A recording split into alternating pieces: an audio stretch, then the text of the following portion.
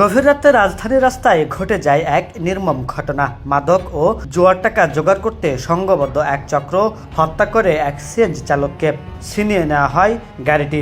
সম্প্রতি ঘটনার মূল হোতাসহ ৫ জনকে আটক করেছে র্যাব। র্যাব ৪ এর অধিনায়ক লেফটেন্যান্ট কর্নেল মাহবুবুল আলম জানান, মাদক ও জোয়ার টাকা জোগাড় করতে সংঘবদ্ধ হয় ৬ থেকে ৭ জনের এই চক্র পরিকল্পনা করে সিএনজি ছিনতাইয়ের। যেই ভাবনা সেই কাজ।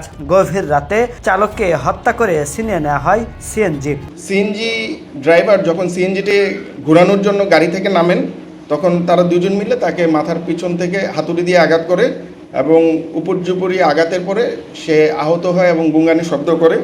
এই দুজনের মধ্যে ইয়াসিন, সে আবার সিএনজি চালাতে পারে, সো সে সিএনজি সামনের সিটে বসে এবং সৌরভ যে ভিকটিম আছে তাকে নিয়ে পিছনে সিটে বসে।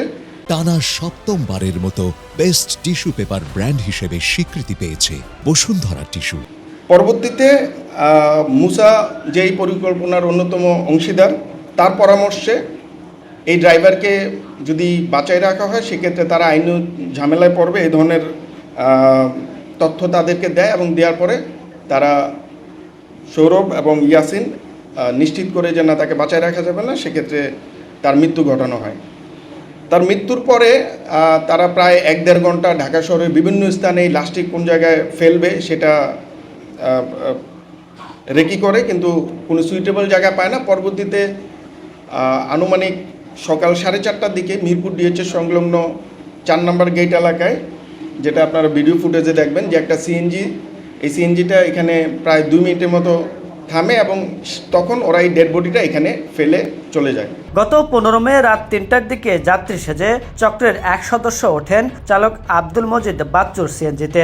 বিভিন্ন এলাকায় ঘোরার পর পল্লবীতে তাকে হত্যা করে মরদেহ ফেলে পালিয়ে যায় চক্রটি। এই আসামির চক্রটার ব্যাপারে আমরা 2টা জিনিস কমন পেয়েছি। একটা হচ্ছে এরা মাদকাসক্ত, গাঁজা, ইয়াবা এগুলো গ্রহণ করে। দ্বিতীয় হচ্ছে যে ওরা জুয়ার সাথেও সম্পৃক্ত। তো এই 2টা জিনিস হয়তো শুধু এদের ক্ষেত্রে না, আমাদের যারাই কিশোর গ্যাংয়ের সাথে জড়িত বা এই ধরনের কর্মকাণ্ডের সাথে জড়িত তাদের ভিতরে এই প্রবণতাটা থাকে। আমাদের যা ধারণা যে মাদকাসক্তি এবং জুয়া, এই 2টা জিনিসই ওদেরকে মাত্র ৪৫,০০০ টাকা সিএনজি, কিন্তু ৪৫,০০০ টাকাটা হয়তো ওদের কাছে অনেক বড় একটা অ্যামাউন্ট মনে হয়েছে।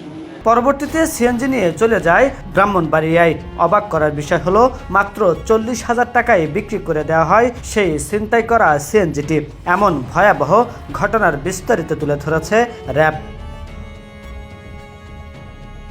আব্দুল হামিদ, কালের কণ্ঠ, ঢাকা।